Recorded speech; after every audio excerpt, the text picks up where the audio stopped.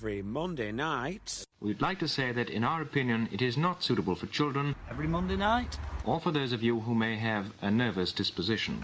Every Monday night. And every Monday night. Then we have a super sound DJ. Sean Cook. Good people, it is my pleasure to present to you... Sean Cook. The one and only... Sean Cook. Hello, hello, and welcome to the show. Hello, hello, hello, hello, hello, hello, hello, hello, hello, hello, hello, hello, welcome to the show. So let's have fun. Now, for those of you watching in black and white, this one is in Technicolor. Stand by for action. Oh, Sean Cook.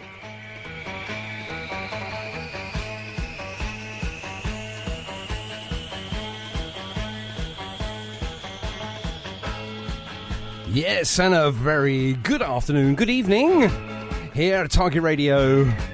Cookie here, on what really is a very miserable day weather-wise. It's horrible out there. My goodness me, we've had rain, a little bit of wind and more rain. Come on, sort it out. I mean, what's a man supposed to do? I thought I'll have to get a boat to get to my radio station this evening at the bottom of the garden. Anyway, it's Monday. Just gone 6 o'clock. 2 hours of great music, great guests. And I'm sorry to let the side down, me. Well, I'm trying. Don't forget, we've got Pete Milo on the show this evening, all the way from the good old United States of America. Yes! Oh, we stretch out far and beyond. So, Pete Milo, a little bit later on in the show, we'll have a good natter with him. Find out a little bit about what he's up to. I know he's, got an album on the go. So we're looking forward to that. Okay, plenty of music tonight from... We got the Scatterlights, we got the Exciters, we've got the Jam, the Small Faces. Of course, we've got the Kinks. Looking forward to that. We're going to do your birthdays around 20 past. And of course, before we start anything this evening, 40 years this year, Quadrophenia was released. Looking forward to seeing what's happening up and down the length and breadth of the country in celebration for 40 glorious years of Quadrophenia. So, Target Radio, up until that point, is playing nothing but The Who and Quadrophenia, and this one is called Love Reign Over Me. Yeah, Stevie Wonder with Happy Birthday to you. And we're going to start the birthdays off then. Ruby, you ready? Yes, I am. Thank goodness for that. Turn you up a little bit more. Right, okay then. So, shall we do this sort of celebrity first then, shall we? Yeah. Okay then. So, I'm going to point and we're all going to mention... Kate Upton. And Kate Upton's a model, I believe. Mm-hmm. You say yes? Yes. Excellent. Happy birthday to Kate. And would have been this lady's birthday today if she was still with us. Judy Garland. Who was a movie actress, and happy birthday. Right, okay, moving swiftly on then. A bit of a royalty going on here. Who's this? Prince Philip. No way, and I believe he's 98 years of age. I'm not sure. And what's his occupation? What's it say there? Prince. He's a prince. Okay, we've also got... Faith Evans. And she's having her birthday today, and she's an R&B singer. We got a dancer next, and who's that? Danielle Pisa. Happy birthday to you, Danielle. Movie actor next. Jonathan Bennett. Happy birthday, Jonathan.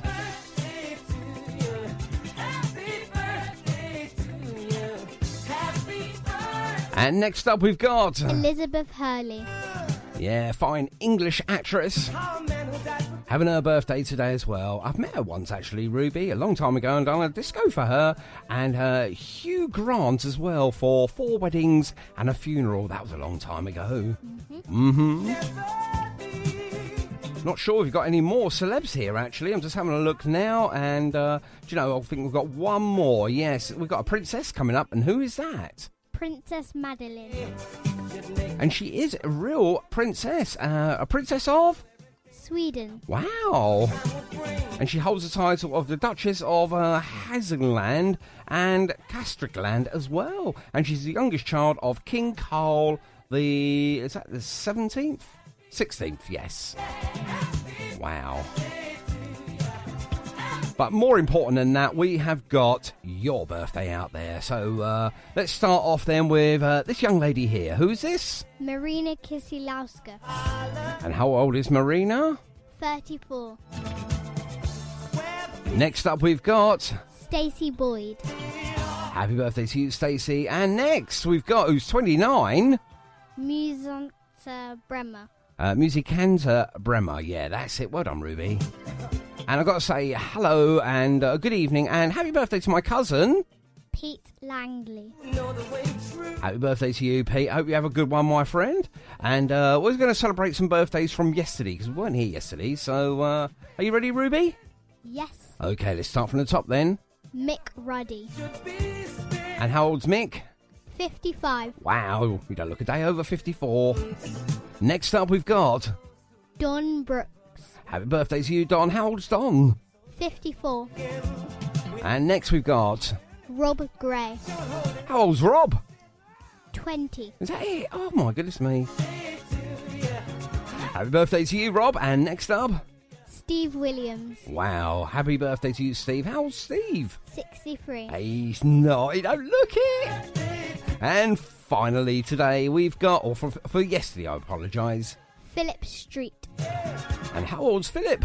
53. 53, wow. And of course, if I've not mentioned your birthday, or should I say, if Ruby's not mentioned your birthday, we're going to say Happy birthday. It's like the Ruby Takeover show this evening, isn't it? Yes. She said to me, can we have a takeover show where Little Cookie takes over from Big Cookie? And I went, no. I'm going to put it to the vote. What do you think out there in listening land? No.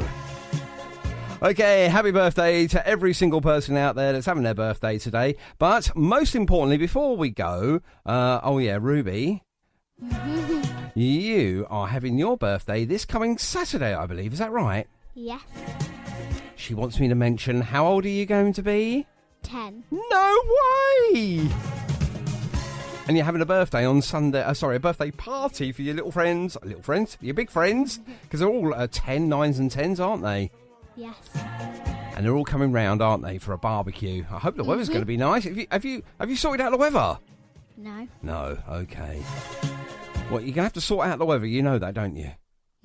Let's have some jam, shall we? And after the jam, we're going to speak to Pete Milo, all the way from America. Wow. Hello, Sean, can you hear me? Hello, good evening. Yes, I can. That must be Pete Milo. Hooray! Woo! Hey, Sean, how's it going?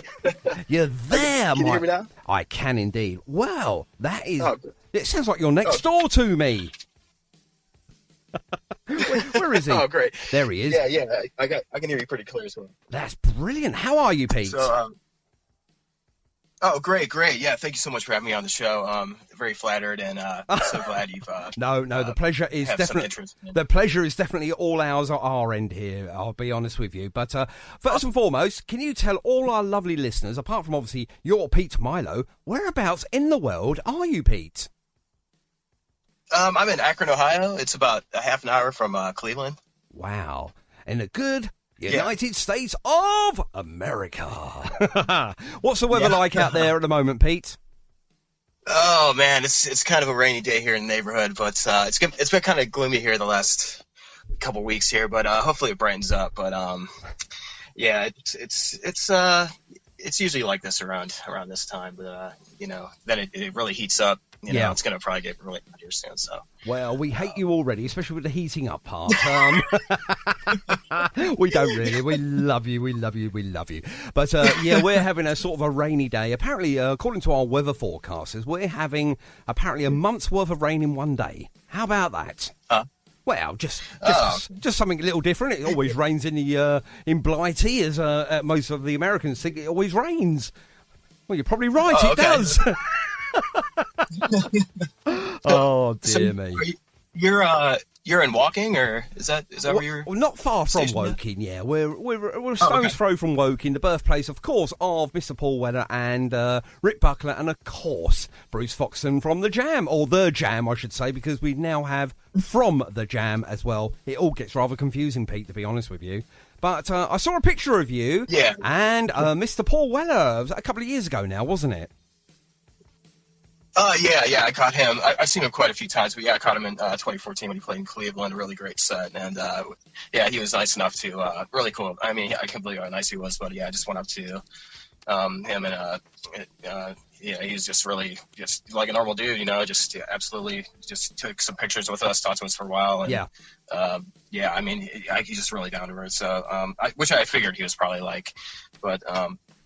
Huge inspiration on me and all my stuff. I mean, I love the Jam. It just really, as soon as I heard of the Jam when I was younger, which where I'm from, it's really not too relevant. I mean, it's kind of like he really has a cult status here. I mean, the bigger cities, people know like that kind of music, but like anywhere outside is kind of hit or miss. You just you'll be lucky to find groups of people to like it, that kind of music. That is so true. I know Rick Buckler, obviously the drummer of the Jam, and his amusing story was when Going Underground back in the day went to number one.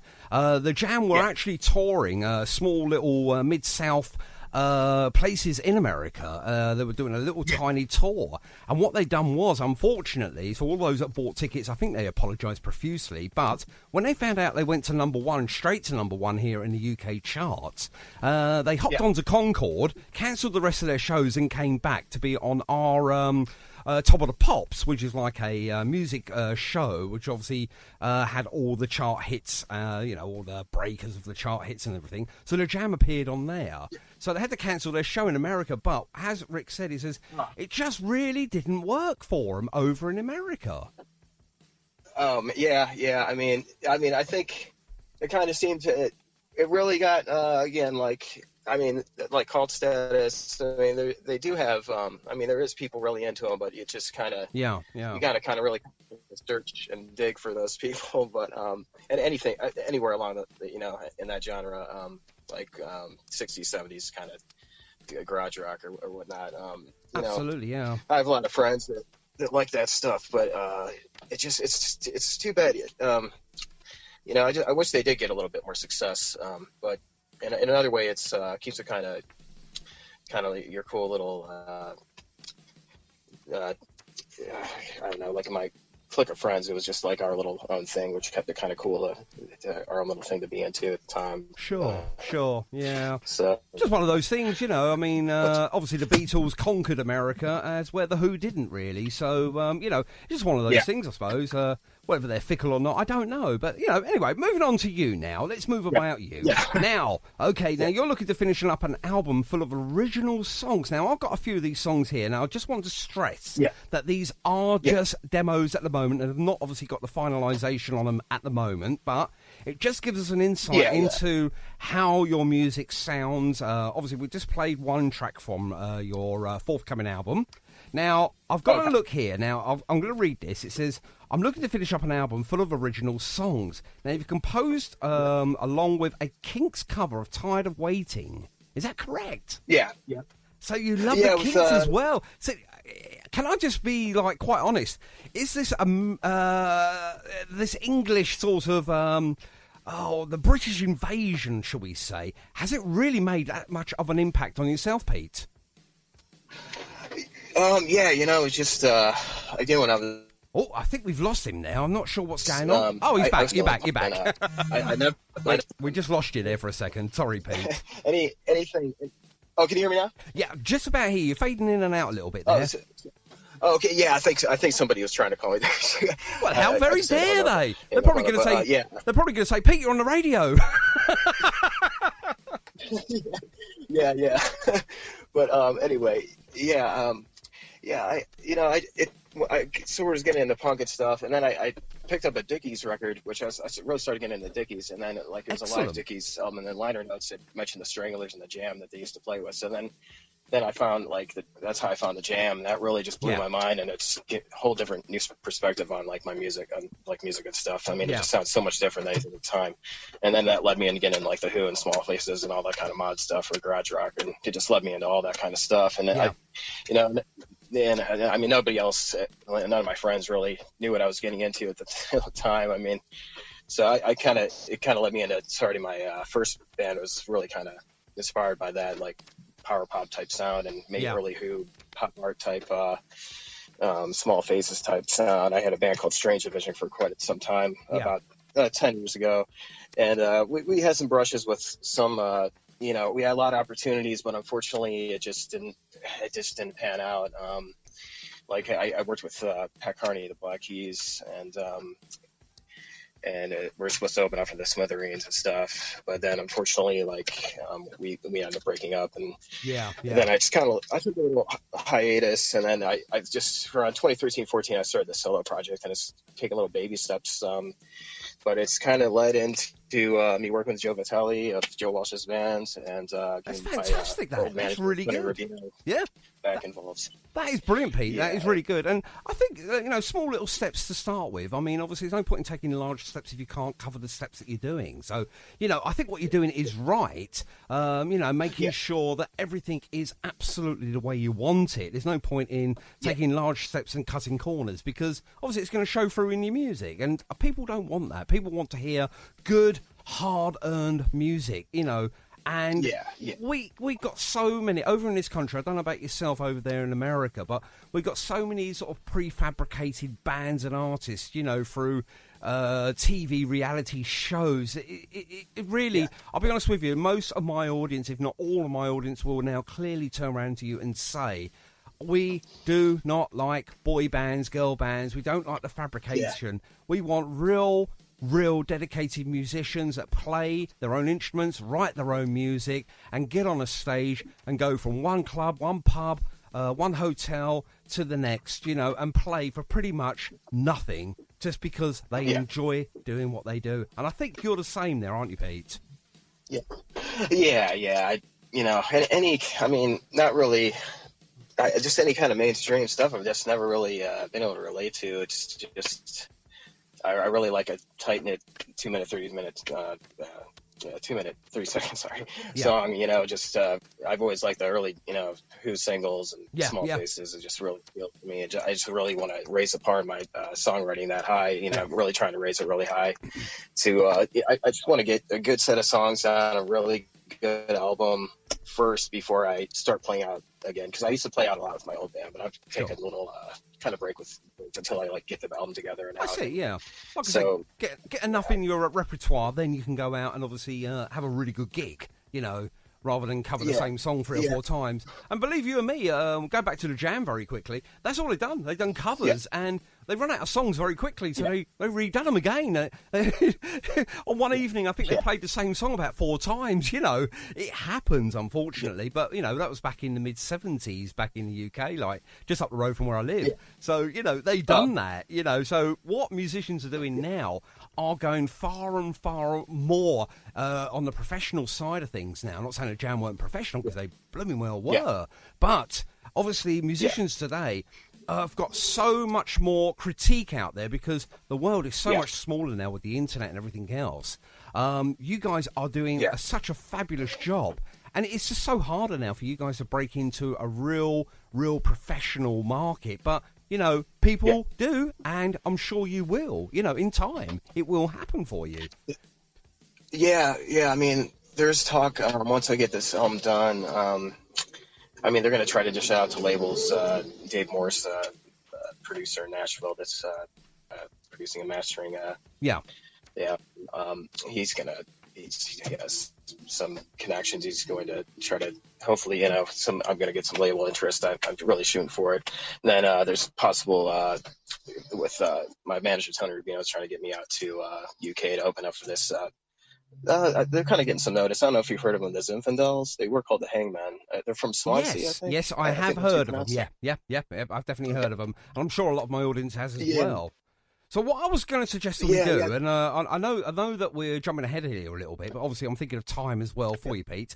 Now, you've sent me over a few good songs here, so I thought I'd take maybe 6 of the 9 that you sent out to me, okay, and I thought we'd play maybe 30, 40 seconds of each one, and then obviously finish off the interview with playing maybe one of yours that you really would like me to play. So I'll just go and rattle through them quickly. Now, I've got Mixed Up and Shook Up. Now, that is one that really got me into your music because it had such a nice 60s style, but leave that one till last.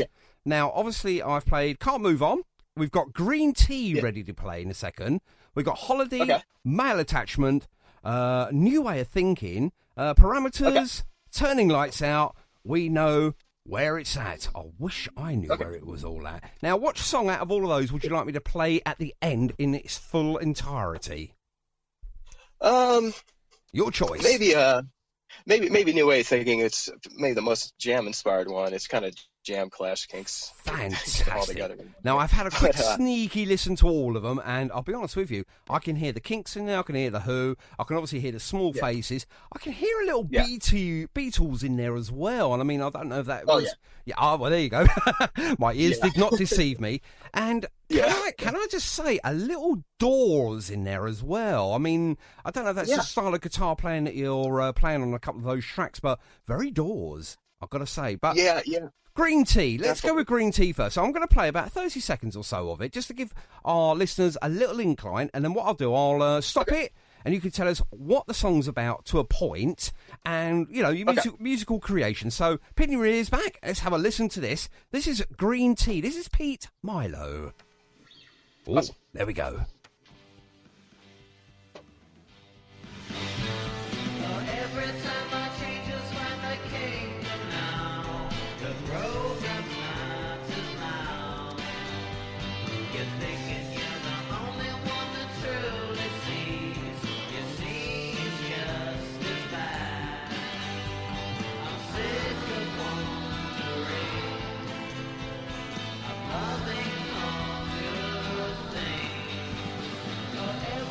There we go. That's Green Tea there with Pete Milo obviously performing that. And just a little incline and an insight into it. What's green? I mean, we all know what Green Tea is, but what's the song about? My lyrics are pretty abstract. I mean, I think this is mainly kind of just maybe sort of a sad love type tune, but it might just be kind of the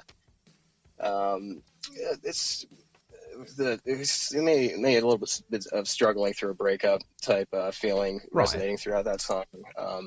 But again, my lyrics are really abstract. So the title Green Tea, honestly, I think I finished the lyrics of that song. And my friend was, I was like, well, what should this be called? And he just out of nowhere just said Green Tea, and it just kind of, I don't know, it just kind of matched. It just sounded right. So.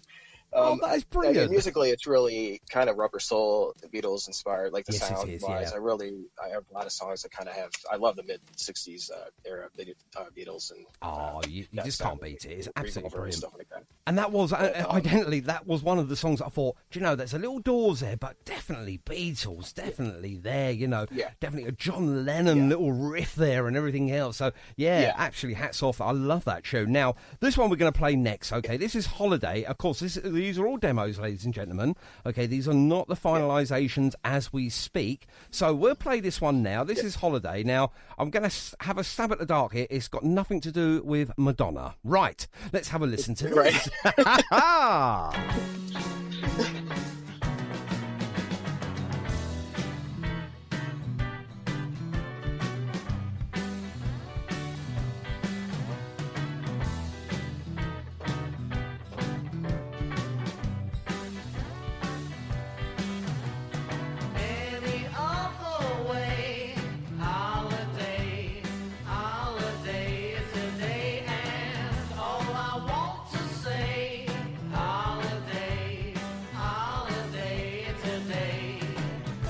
There we go. Pete Milo there with Holiday, and just so that you know, there are all demos. I love that. It's a nice little, cheerful little tune there, I've got to say. So run us by them. Holiday, what's that all about? And is it about holiday?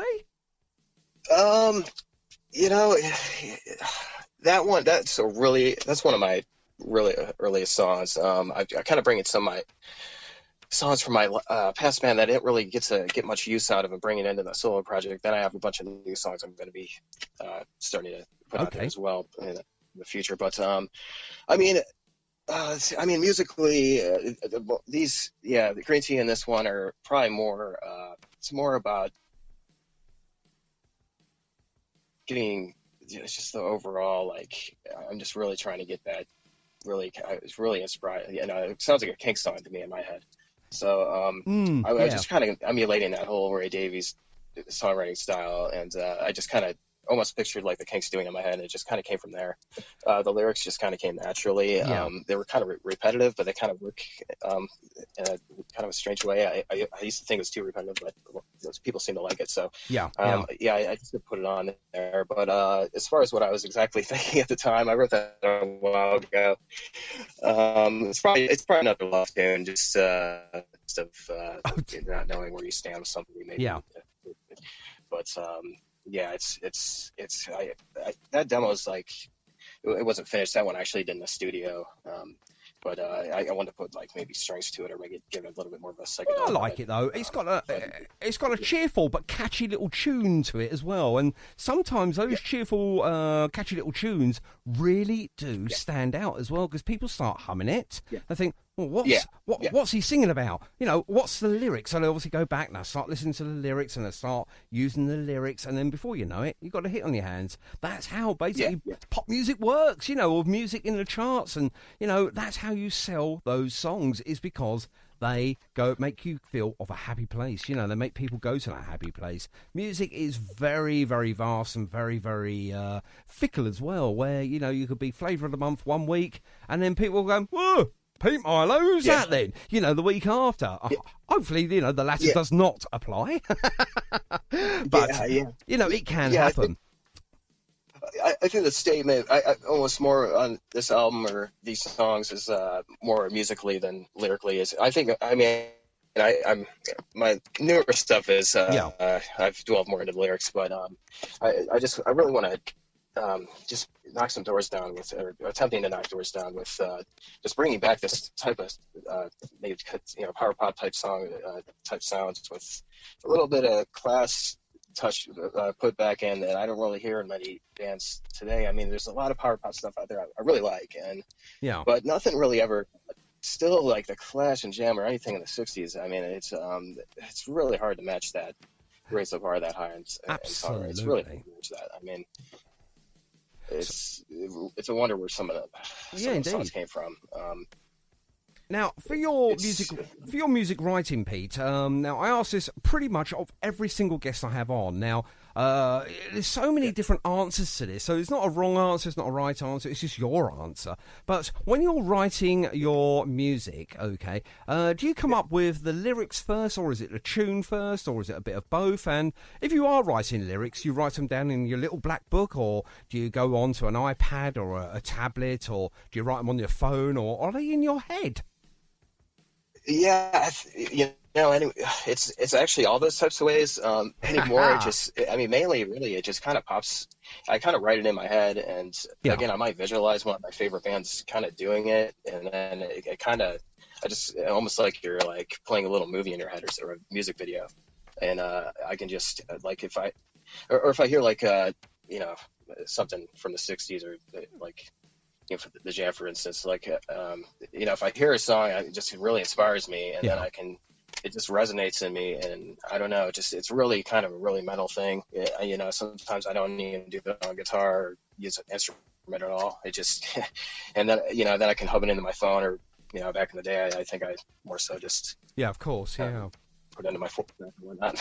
but it's a mental thing. It really just kind of, you know, I just kind of build it in my head and go from there. Just out of my instrument whatever inspirations are brewing and stuff. Absolutely. Right, okay, and I'm going to pass you over to my my almost 10-year... I've got to mention this, by the way, Pete. My almost 10-year-old daughter, who loves doing the radio with me on a Monday evening here at Target Radio, and she said to me, can I ask Pete a question? I said, well, I'm sure you can, as long as it's not too complex. So I'm going to hand you over to Ruby now. Ruby, you got you got to ask Pete Milo a question, haven't you? Uh-huh. Go on then, ask him. How many songs have you wrote?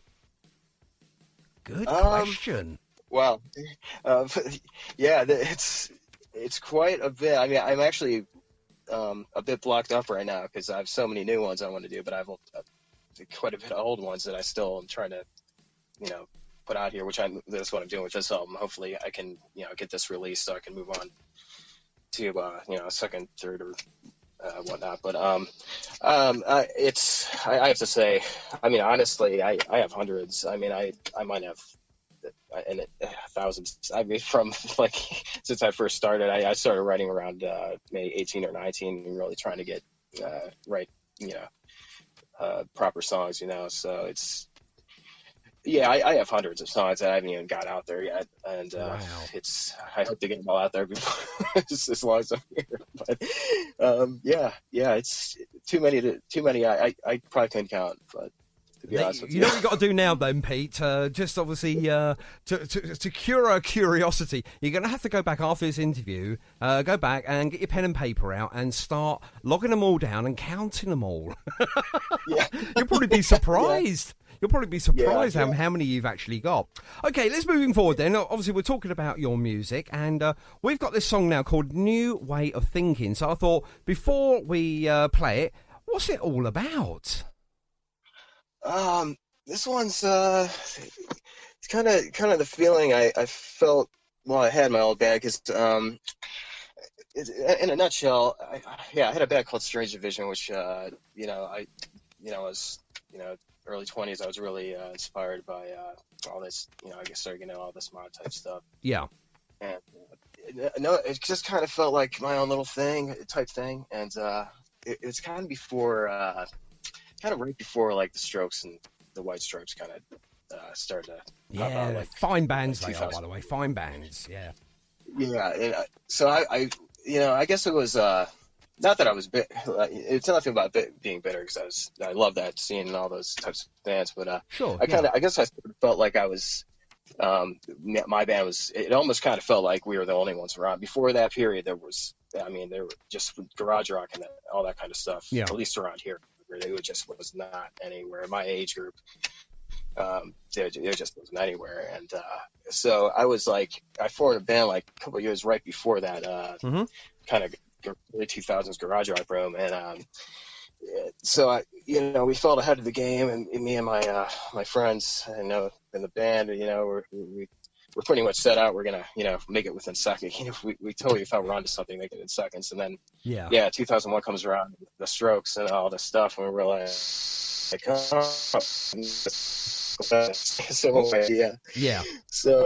the song's a little bit about, just, I don't know, just the overall, just the way I felt, kind of the pride I had within my own just songwriting, and of course, the original album we had in our band. So I kind of put it all in abstractly in that song, but it's probably a lot of different meanings in that song. But sure, musically, it's really inspired by like Jam, Cars, almost, maybe a little Strokes, maybe a little Who, and there's like 3 key changes in that. Yeah. I put a lot of different tricks of the trade in the songwriting in that. Absolutely. And it just turned out to be one of my favorite older ones I've done that I'm bringing to this new up. Well, let's bring it in and let's have a little listen to it. There we go.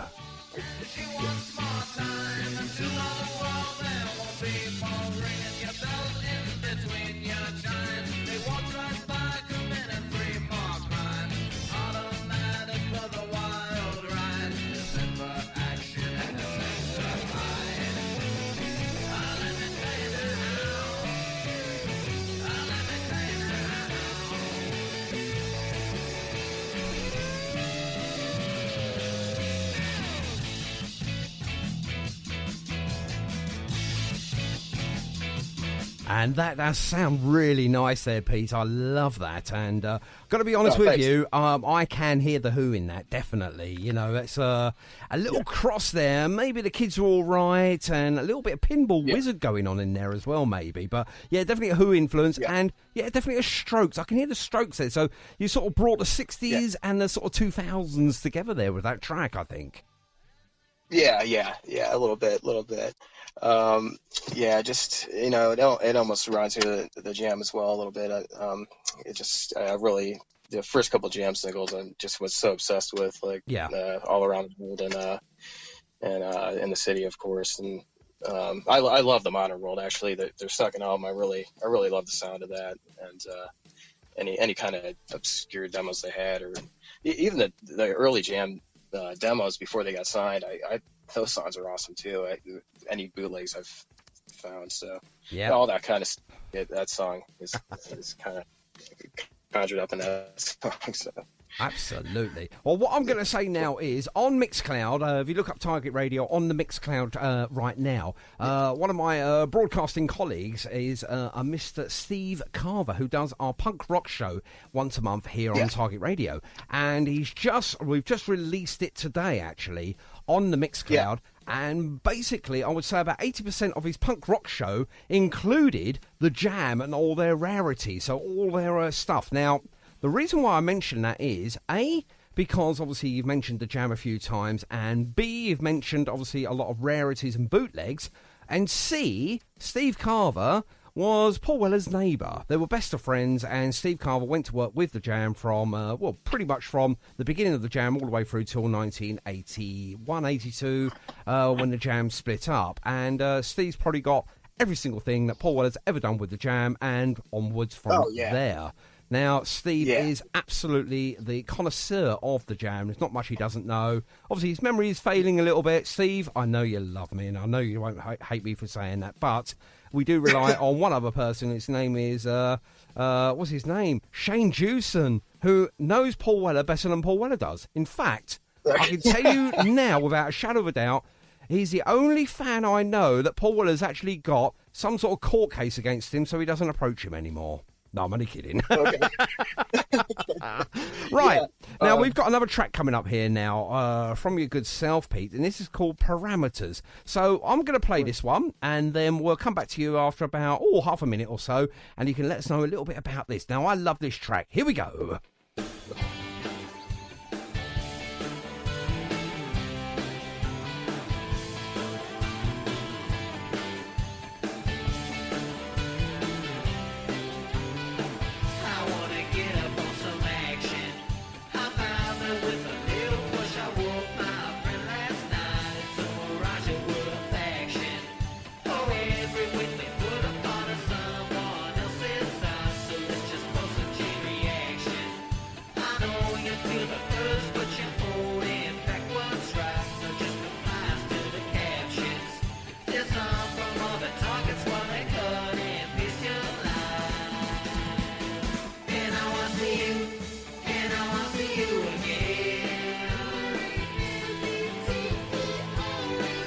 Now, that one for me starts off a little heavier, actually. A little bit more rock involved in that one, but it sounds very, very good. Again, now I can hear some early doors in there. Am I right? Or, you tell me. That, or it's almost very kind of 60s Who or early 70s Who, maybe a little bit there. Correct, Yeah, it's more like an anthem type sound. But, it's kind of like... I think it's more of a socially aware type lyric. Just knowing your surroundings. There's seems to be a lot of misinformation going around anymore. News.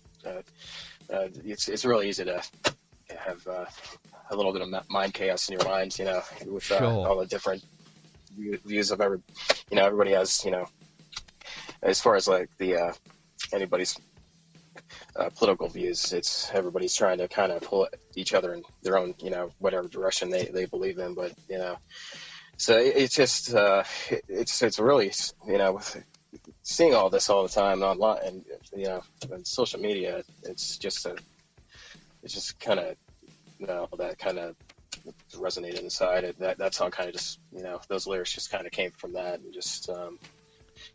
Well, I think it's really good, and I just love the way your music is so you, but so different as well. Each track I've played so far, it's just been like, you can hear like resonance of, your favourite bands, as you mentioned, like The Who, The Kinks, The Small Faces, etc., etc., and obviously that 60s feel to most of your tunes, and each one is so different.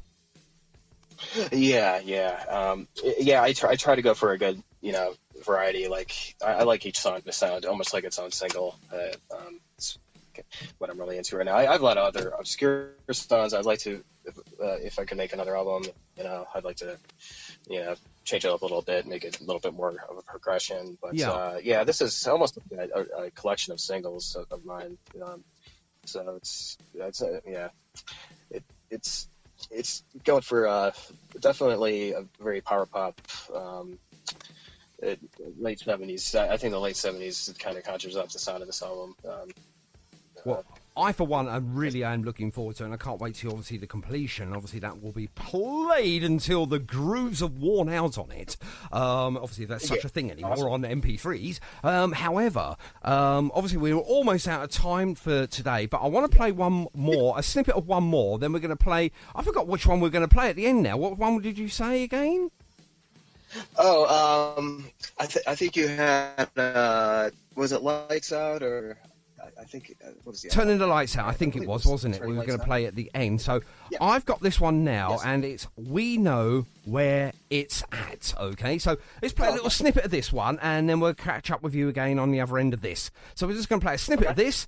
Okay, this is Pete Milo again. We Know Where It's At. Well, would you tell me?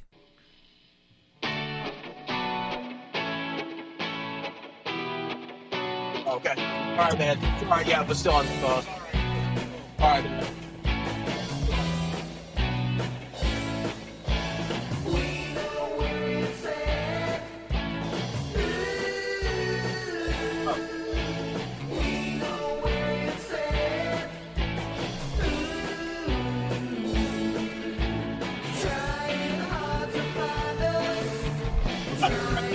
Oh, I've got to tell you now, Pete, I'm loving that track. It's absolutely fantastic. And this is Beatles all the way through. I'm sorry, but there's so much Beatles going on there. It's unbelievable. Am I right again on this? Is it sort of a Beatles-inspired? Early Who, like pop art, the pop art 65 definitely sound. Really, I definitely. Can't explain. I kind of staccato, like guitar playing. I really love. So that's kind of what I'm shooting for on that song. Which I have a bunch of other songs I'd love to almost make a full album like with that sound. But that's a great one to play live actually. Which. Yeah, I'll definitely be putting in my life. So. It's just nice lyrics to it, and the guitar playing and the harmony and everything else with it. It just sounds such like like you were saying right at the beginning of our interview. You love your 3-minute pop songs, and that is exactly what that one is for me. And it's just nice. It's easy on the ear. You can sit back, you can tap your toe, or you can get up and shake your bits and pieces to it. It's a really nice song. And of course, I'm going to be playing these. I'm going to put them onto the system, and these will be played periodically through the whole of this week and everything. Now, before we go, obviously, I always give you a chance to, promote yourself a little bit here. So, Pete Milo, please tell me a little bit about you, where we can find you. Of course, if you're in America, you stand a better chance of seeing you play live. But most importantly, how can we follow you on the social media network? So over to you, please, Pete. Whenever you're ready. I have. I of course have a Facebook page. I of course have a Facebook page just under Pete Milo. I'm working on. I've been working so hard on the album. As far as anything on social media, I'm still. That's really. I have a lot of content I'm going to get on there. As far as video, I'm going to get out for New Wave Thinking. That should be up in the next month or two. Yeah. So I can't wait for that. And then that should come along.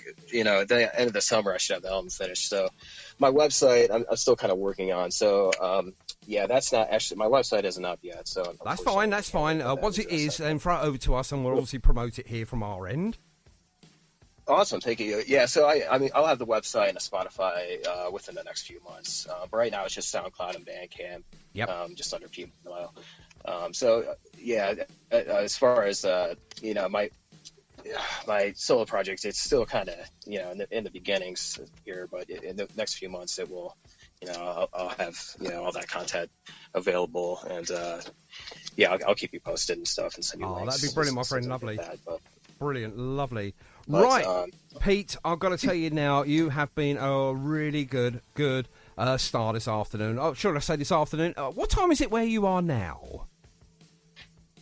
Oh, it's a little after 2 o'clock. 2 o'clock in the afternoon, and it's a little after 7 o'clock here in the UK. So you're, 4 hours behind, 5 hours behind us? Yeah, 5 hours behind us or so. That is fantastic, though. At least I didn't get you up in the middle of the night or anything silly like that. Yeah. What you got planned for the rest of today, then? What sort of rock and roll things are you going to be doing today? Well, I work here actually at a studio here in Akron called Dogwood Lane Studios. It's actually where Joe Vitale, he's a producer here. Yeah. So I do some hours here and recording and rehearsing here. So I'm probably going to be rehearsing for the rest of the night. But I've probably listened to you guys as well. I've been listening to your station so much the last few months. I love your show. And thank you. Steve Carver. I love his punk rock show because I read all about him just being into the jam. He was in all the he was mentioned in the jam books and stuff like. So yeah, it's really cool to find all you guys, and even I think I found Dennis Monday on here and a bunch of people involved in Polydor and anyway, this whole community of kind of anybody in like into the mod thing, it seems to be really come together. I'm just noticing on Facebook, so it's a really good thing. It seems like a lot of people are connecting, and your station is kind of really. I feel like it's just building, So love it. I love all the stuff you're playing. It's great. Brilliant, lovely, and we love playing all your music as well, and all the unsigned artists that are out there, and signed ones as well. We don't mind as long as it's good, clean cut, homegrown music. That's what we are about here at Target Radio. So we do champion the unsigned artists and band because I think they deserve to have a platform, not just the pubs, clubs and hotels that they play out, but obviously from a radio perspective as well. And obviously we do these little interviews with up-and-coming stars in the business as well, such as yourself, Pete. So for now, I'm going to say thank you very much indeed. Now, I've got a little audience with me now, so we're going to give you a nice big round of applause. Come on!